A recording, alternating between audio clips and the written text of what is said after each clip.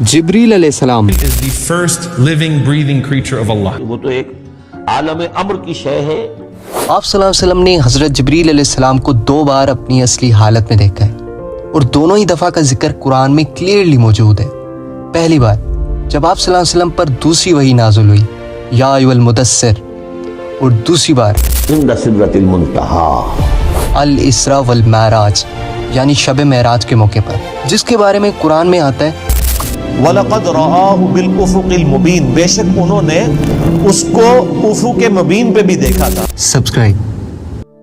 اللہ پاک کی پیدا کی ہوئی مخلوقات میں سے 3 ایسی مخلوقات ہیں جنہیں ساری مخلوقات میں سے سب سے زیادہ اہمیت حاصل ہے، جن میں انسان، جنات اور تیسرے نمبر پر فرشتے.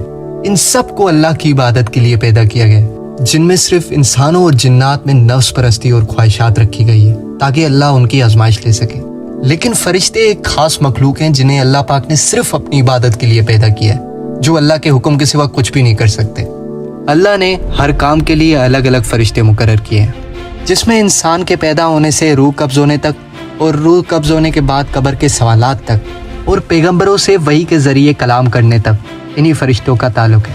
اللہ نے پہلے نبی حضرت آدم علیہ السلام سے لے کر آخری نبی آپ صلی اللہ علیہ وسلم تک ایک فرشتے کے ذریعے کلام کیا ہے جس کا نام ہے جبریل علیہ السلام. ان سارے فرشتوں میں سب سے بڑا اسٹیٹس حضرت جبریل علیہ السلام کو حاصل ہے، جن کو فرشتوں کا پروفٹ بھی کہا جاتا ہے، جو اللہ کے سب سے قریب موجود ہیں. 7ویں آسمان سدرۃ المنتہی پر ایک بیڑی کا درخت ہے جہاں پر حضرت جبریل علیہ السلام کی حد ہے، اور وہاں سے ہی آپ اللہ کا حکم موصول کر کے آگے پہنچاتے ہیں. تو آپ صلی اللہ علیہ وسلم سے اللہ نے جبریل علیہ السلام کے ساتھ کلام کیا، جو کبھی کبھار تو انسانوں کی شکل میں آپ صلی اللہ علیہ وسلم کے سامنے آتے تھے اور ان کو اللہ کا پیغام دیتے تھے، جو ہم پچھلی ویڈیو میں ڈسکس کر چکے ہیں. Check video link in description. تو آپ صلی اللہ علیہ وسلم نے اپنی پوری زندگی میں حضرت جبریل علیہ السلام کو ان کی 2 بار اصلی حالت میں دیکھا، مطلب دا ریئل فیس آف جبریل علیہ السلام.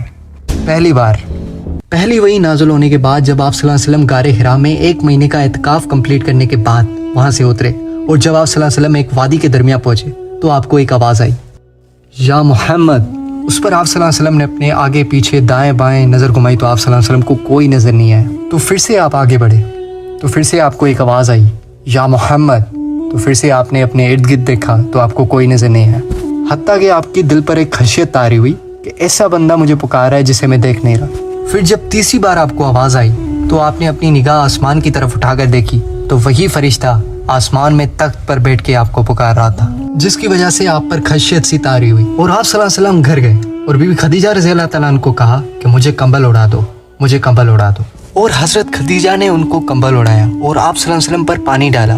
تو اسی موقع پر اللہ نے یہ آیت اتاری، اے چادر میں لپٹنے والے اٹھو، اب خبردار کرنے لگو اور اپنے پروردگار کی بڑائی بیان کرو. تو آپ صلی اللہ علیہ وسلم نے فرمایا کہ میں نے دیکھا کہ جبریل علیہ السلام کے 600 پر تھے، جو پورے آسمان میں مشرق سے مغرب تک ان کا ایک ہی پر پھیلا ہوا تھا، اور ان کے پروں کا رنگ سبز. اور یہ جبریل علیہ السلام کا اصل چہرہ تھا جو آپ صلی اللہ علیہ وسلم نے اپنی آنکھوں سے دیکھا. اور حیرت انگیز بات یہ ہے کہ جب بھی اتنا بڑا جبریل آپ صلی اللہ علیہ وسلم کے پاس زمین پر آتے تو ایک انسانی شکل میں آتے.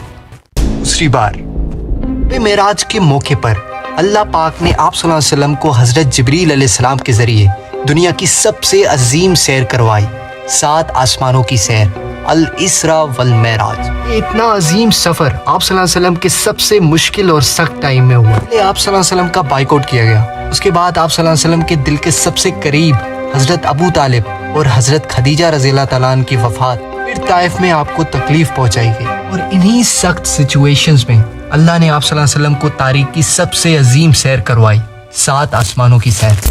A journey like none before. دن مکہ میں آدھی رات کو جبریل علیہ السلام آپ صلی اللہ علیہ وسلم کو براق پر مکہ سے یروشلم بیت المقدس کی طرف لے گئے.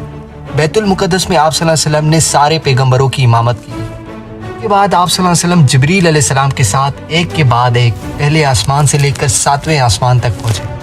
جب آپ صلی اللہ علیہ وسلم سدرۃ المنتہی کے مقام پر پہنچے تو وہاں پہ آ کر جبریل علیہ السلام رک گئے.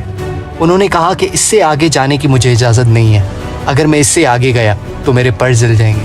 آپ صلی اللہ علیہ وسلم اکیلے اس مقام پر گئے जहाँ किसी भी मखलूक को जाने की इजाजत नहीं है। तो आप सल्लल्लाहु अलैहि वसल्लम ने वहाँ पे हजरत जिब्रील को दूसरी बार उसी हालत में देखा जैसे पहले देखा था। आपने फरमाया है कि ये जिब्रील अलैहिस्सलाम का असल चेहरा था।